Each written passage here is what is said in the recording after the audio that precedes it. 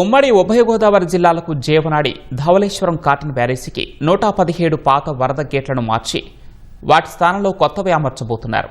ఈ పనులను సోమవారం ముఖ్యమంత్రి చంద్రబాబు ప్రారంభించనున్నారు. వీటికి ప్రభుత్వం 152.95 కోట్లు మంజూరు చేసింది. కాటన్ హయాంలో నిర్మించిన ఈ బ్యారేజీ 1980లో కొత్త రూపు సంతరించుకుంది. మధ్యలో 2014లో కొన్ని పనులు చేసినా మళ్లీ ఇన్నాళ్లకు ఈ బ్యారేజీ ఆధునీకరణను ప్రభుత్వం చేపడుతోంది. కేంద్ర జలసంఘం ఈ పనులు చేయాలని ఎప్పుడూ సిఫార్సు చేసినా వైసీపీ ప్రభుత్వ హయాంలో వాటికి మోక్షం కలగలేదు. ముఖ్యమంత్రి చంద్రబాబు నాయుడు జూలై 13న ఉదయం ఉండవల్లి నుంచి బయలుదేరి వేమగిరి చేరుకుని అక్కడి నుంచి కాటన్ బ్యారేజీ వద్దకు వెళ్లనున్నారు. అనంతరం కొత్త గేట్ల ఏర్పాటు పనులు ప్రారంభించనున్నారు.